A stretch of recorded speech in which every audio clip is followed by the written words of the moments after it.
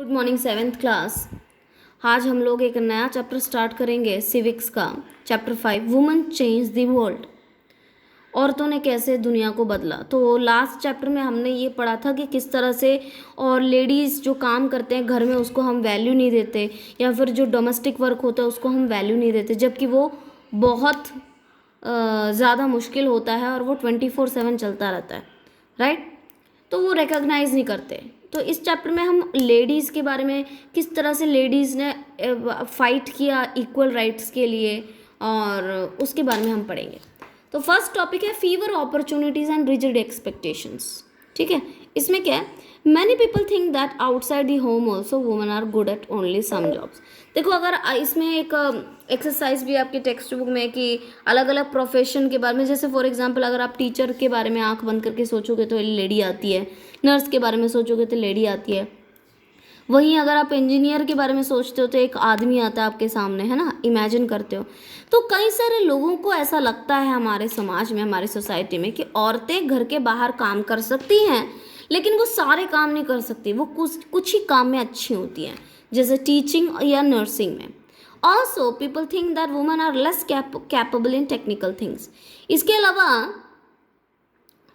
लोग ये भी सोचते हैं कि लेडीज़ टेक्निकल काम नहीं कर सकती, जैसे इंजीनियरिंग का काम नहीं कर सकती, साइंटिस्ट का काम नहीं कर सकती, क्योंकि इसमें ज़्यादा दिमाग लगता है, तो ज़्यादा दिमाग वाले काम लेडीज़ नहीं कर सकती।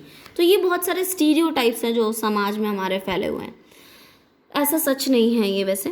लर्निंग फॉर चेंज, ठीक है, इसमें हम क्या करेंगे, पढ़ेंगे। पहले earlier daughters were not allowed to learn alphabets. पुराने टाइम पे, ब्रिटिशर्स के टाइम पे, बिफोर इंडिपेंडेंस की बात कर रही हूँ, लेडीज़ को, बेटियों को पढ़ने नहीं दिया जाता था, ठीक है।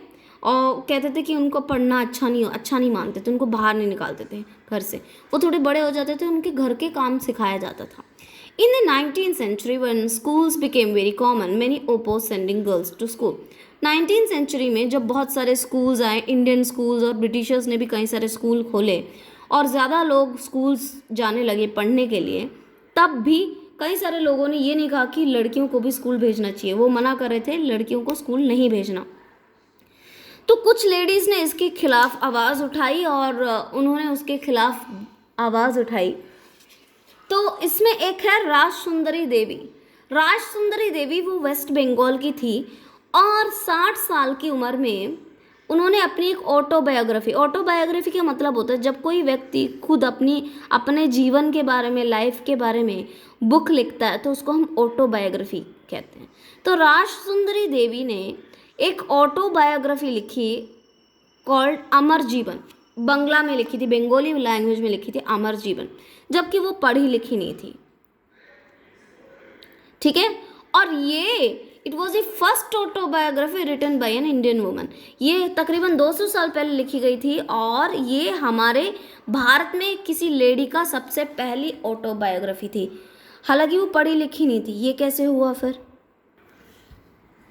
At the time, it was believed that if a woman learned to read and write, will bring bad luck and become a widow. राजसुंदरी देवी का टाइम वो था कि जब वो लड़कियों को नहीं पढ़ाते थे, क्योंकि लोगों के अंदर ये बिलीव था कि अगर लड़कियों को या बेटियों को पढ़ाया गया तो वो अनलक है, ये बैड लक है, ये अशुभ माना जाता था। अगर ऐसा हुआ तो वो घर में बहुत अशुभ हो जाएगा, अशुभ घटनाएं होंगी और हो सकता है वो विडो भी हो जाए, यानी कि उसके हस्बैंड की डेथ भी हो जाए।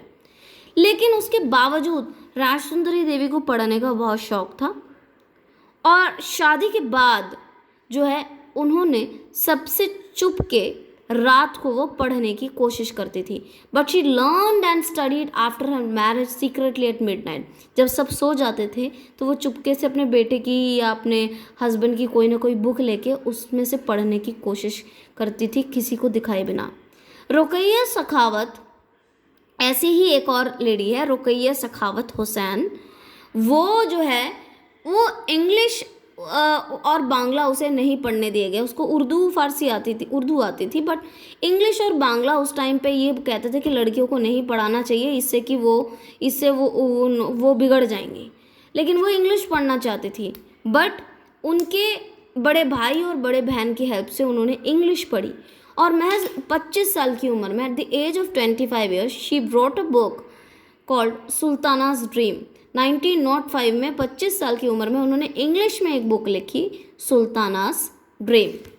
ओके।